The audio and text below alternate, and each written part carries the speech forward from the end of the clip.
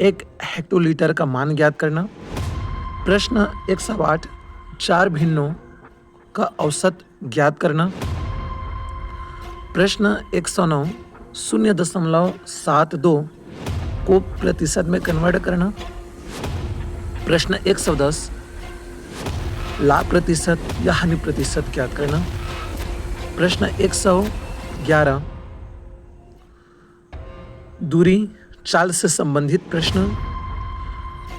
प्रश्न 112 अनुपात से संबंधित प्रश्न। प्रश्न 113 समचतुर्भुज के क्षेत्रफल ज्ञात करने से संबंधित प्रश्न। प्रश्न 114 आरोही क्रम से संबंधित प्रश्न। प्रश्न 115 बडमास नियम से संबंधित प्रश्न। प्रश्न 116 एलसीएम और एचसीएफ से संबंधित प्रश्न। जय हिंद दोस्तों, आज के इस वीडियो में हम विगत कुछ वर्षों में पूछे गए मैथ से संबंधित प्रश्नों को देखेंगे जो आपके टीचर भर्ती, सेट एग्जाम, शिक्षक भर्ती इत्यादि परीक्षाओं में बहुत ज़्यादा उपयोगी सिद्ध होगा। इसी क्रम में हम आज 2024 और 26 में व्यापम में पूछे गए सवालों को देखने वाले हैं। आपको मैं यहाँ पर कुछ ऐसे ट्रिक बताऊंगा जो आपके आगामी भर्ती में बहुत ज़्यादा काम आएगा। तो आप वीडियो में पूरा बने रहिएगा और चलिए हम लोग सीधा प्रारंभ करते हैं। तो सबसे पहले प्रश्न देख लेते हैं 106। अब जैसे यहाँ पे सवाल में देखिएगा, वर्गमूल निकालने से संबंधित ये प्रश्न है। तो बहुत ही सरल सा प्रश्न है, चलिए यहीं पे सीधा हम लोग इसको सॉल्व कर लें। सबसे पहले यहाँ पे हम लोग वर्गमूल के रूप में ले लेते हैं और जितना भी मान दिया हुआ है, तो यदि हम लोग यहाँ पर क्या करें, डेसिमल के जगह पर 1 को रखेंगे और दशमलव के बाद में यहाँ पर जितनी संख्या दी गई है उतना यहाँ पर 0 ले लेते हैं। तो जैसे यहाँ पे देखते जाइए 1 2 3 4 5 6 7, तो यहाँ पे 7 0 आ जाएगा। 1 2 3 4 5 6 7। उसके बाद में दशमलव के बाद यदि 0 दिया हो तो उसका महत्व नहीं रहता, तो सीधे हम लोग अंक को लेकर चलते हैं 1 और उसके उपरांत यहाँ पर 3 0 अर्थात 1000 बन जाएगा। आपस में चीज़ों को घटा लेते हैं, जैसे 3 0 यहाँ से कटा उसी प्रकार से यहाँ से भी 3 0 कटेगा, तो यहाँ पर बच जाएगा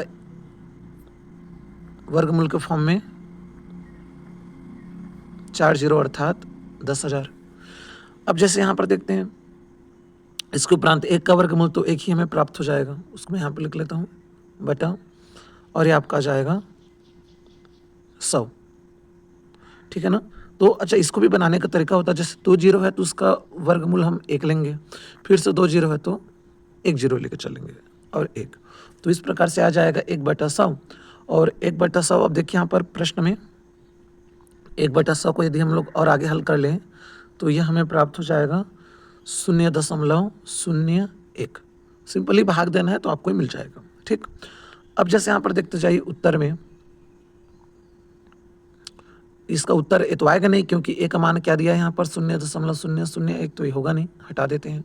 बी, तो चलिए बी देखिए, बी का तो वैसे भी ऑप्शन दिया हुआ है 0.01, लेकिन यदि हम इसके आगे 1 के आगे दाईं तरफ एक 0 भी ले लें तो कोई दिक्कत नहीं है। जब इसको सॉल्व करेंगे तो ऑलरेडी वो पहले जैसा 0.01 ही प्राप्त होगा, एक और 0 लगा दें फिर भी वही प्राप्त होगा। तो कुल मिला के कहने का तात्पर्य यह है कि इसका उत्तर बी, सी और डी, अर्थात अब ऑप्शन ढूंढिए कौन सा ऑप्शन है, बी सी डी, तो इसका उत्तर आ जाएगा सी। तो देखिए आजकल इसी प्रकार से कुट वाले सवाल ही पूछे जा रहे हैं, शिक्षक भर्ती में भी संभवतः इसी प्रकार से कुट वाले सवाल ही आएंगे, तो इसका उत्तर आ जाएगा ऑप्शन सी। चलिए अब अगले प्रश्न पर बात करते हैं। अब देखते हैं प्रश्न 107। अब जैसे देखिए यहाँ पे प्रश्न 107 में क्या कहा जा रहा है, तो जैसे यहाँ पे कहा जा रहा है कि 1 हेक्टोलीटर, तो जैसे देखिएगा 1 हेक्टोलीटर का सामान्य तात्पर्य 100 लीटर होता है। ठीक है ना, याद रखिएगा 1 हेक्टोलीटर का तात्पर्य क्या हो गया, 100 लीटर। अब 100 लीटर को आप कन्वर्ट करते जाइए, तो 100 लीटर का तात्पर्य क्या हो जाएगा, जैसे यहाँ पे देखिए हम लोग 100 लीटर का तात्पर्य हो जाएगा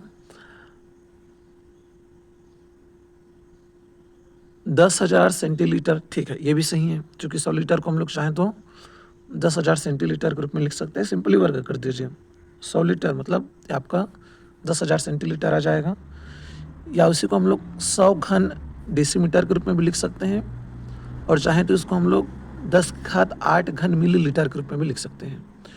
तो जैसे आप देखिए ऑप्शन ए किस में है, देखते जाइए। ऑप्शन ए में भी है और सी में भी है, ठीक है। तो बी भी देख लेते हैं, 100 घन डेसीमीटर, वो भी ए और बी में है। तो अंतिम आपको फिर यहाँ पर देखना होगा 10⁸ मिलीलीटर। सो इसका आंसर आ जाएगा ऑप्शन सी। तो कुछ ऐसे यदि प्रश्न होते हैं तो यहाँ पे आपको फार्मूला को भी याद रखना होगा। तो आप चाहें तो एक बार इसको कंटिन्यू घन मिलीमीटर, सेंटीमीटर, डेसीमीटर के फॉर्म में इसको याद रख सकते हैं। चलिए अगले प्रश्न पर बात करते हैं, जो कि बहुत ज़्यादा इंपॉर्टेंट है। अब ध्यानपूर्वक इसको समझते जाइएगा। 4 भिन्नों का औसत ज्ञात करना। तो सामान्य यदि प्रश्नों का औसत कहें बहुत सरल तरीके से निकलता है, परंतु यदि भिन्न वाले सवाल हो तो उसका औसत हम लोग किस प्रकार से ज्ञात करेंगे, चलिए यहाँ पर हम लोग समझने का प्रयास करते हैं। तो यहाँ पर चलिए देखते जाइए, भिन्न वाले सवाल हैं। इसका आपको मैं एक तो ट्रिक बता दे रहा हूँ, बहुत सरल सा ट्रिक है। सबसे पहले हम लोग यहाँ पर क्या करते हैं, स्टेप 1 में, जैसे देखिए स्टेप 1, तो आपको स्टेप 1 में नंबर का औसत लेना है। तो जैसे यहाँ पे देखते जाइए, जितने भी नंबर आपको दिख रहे हैं, जैसे कि 3, ठीक है, 3 के बाद 2, 2 के बाद 4, 4 के बाद 5। तो हम लोग क्या करेंगे, इन सब का सबसे पहले तो एवरेज निकाल लेते हैं। तो कुल कितनी यहाँ पे संख्या है, चूंकि 4 संख्या है, 3, 2, 4 और 5, तो यह आ जाएगा बटा 4। और जब इसको हल करेंगे तो यह आपका आ जाएगा 3, 2, 5, 5, 4, 9 और 9 और 5 14, मतलब 14/4। ठीक है ना। चाहे तो इसको और आगे हम लोग हल कर सकते हैं। तो ये हमें प्राप्त हो गया, और इसको घटा लेते हैं। 2 से कटेगा, 2 सत्ते 2 दूनी, समथिंग ये आपका जाएगा 7/2 स्टेप 1 में। ठीक, याद रखिएगा स्टेप 1 में कितना प्राप्त हुआ है हमें, 7/2। अब उसके बाद हम लोग यहाँ पे लेकर चलते हैं स्टेप 2। तो ध्यानपूर्वक देखिए, बहुत सरल सा ट्रिक बता रहा हूँ मैं आपका, लगभग 5 से 10 मिनट ऐसे प्रश्नों में समय बच जाएगा ट्रिक से बनाएंगे तो। अब स्टेप 2 में आपको भिन्न का औसत लेना है, लेकिन भिन्न को आपको समान बना के चलना है, भी याद रखिएगा। जैसे उदाहरण के लिए 1/4 है यहाँ पर, तो यहाँ पर सब भिन्नों को हमें समान बनाना है, तो 8 ले लेते हैं भिन्नों को समान बनाने के लिए। तो यहाँ पे 2 से गुणा कर देंगे तो यह आ जाएगा 2/8। ठीक है, पहला संख्या। फिर अगले का औसत 5/8, ये तो है ही 8, इसको कोई दिक्कत नहीं है। फिर नेक्स्ट जैसे देखिए 3/4। अब इसको भी हमें यहाँ पर बना के चलना होगा, तो 2 से गुणा कर देंगे अंश और हर में, तो 3 दूनी 6/4 को 2 से गुणा करेंगे, 4 दूनी 8। पुनः इसी प्रकार से 7 तो इसको भी हल कर लेंगे तो यह आ जाएगा 14/8 के फॉर्म में। ठीक, अब इसको हम लोग दूसरे तरीके से भी लिख सकते हैं, बटा 4। अब इसको ऐसा भी लिख सकते थे, कैसे लिख सकते हैं, तो जैसे यहाँ पे देखते जाइए, 2 धन 5 धन 3 में हमने गुणा किया था तो 6 धन 7/4, इसको भी बनाएंगे 8 के रूप में, तो 2 से गुणा मतलब 14। ठीक, यहाँ तक आ गया, और बटा इसका कॉमा जो था वो 8, और औसत निकाल रहे हैं तो 4। ये आपका स्टेप 2 का है। ठीक है, हल कर लेते हैं। चलिए देखिए, तो 14 6 20 27, तो 27 ये आ जाएगा 32। ठीक है, स्टेप 2 का कितना आ गया, 27/32। ठीक, वैसे भी तो कटेगा नहीं, तो रहने देते हैं। अब क्या करना है, स्टेप 1 और स्टेप 2 को प्लस कर देना है, तो 27/32, और इसके पहले हमें प्राप्त हुआ था 7/2। तो जब इसको हम लोग यहाँ पर हल कर लेंगे तो इसका मान आएगा, आराम से हल करिएगा, गलत ना हो, 139/32। समय बचाने के लिए मैं सीधे कैलकुलेशन यहाँ पे कर दे रहा हूँ, और इसको और हम लोग हल कर लेते हैं भिन्न के फॉर्म में। तो इसको भाग दे देंगे, 139 और 132। तो जब इसको हम लोग और आगे सॉल्व करेंगे, देखिए चलिए, तो ये आपका आ जाएगा 4 से जाएगा, डिवाइड होगा, मतलब इसको मैं सीधे लिख दे रहा हूँ, 4 सही 11/32। ठीक है, तो इसका आंसर आ जाएगा ऑप्शन डी। तो ट्रिक याद रखिएगा, इस ट्रिक से हम लोग सवाल को हल करने वाले हैं। नेक्स्ट प्रश्न पर आते हैं, प्रश्न 109।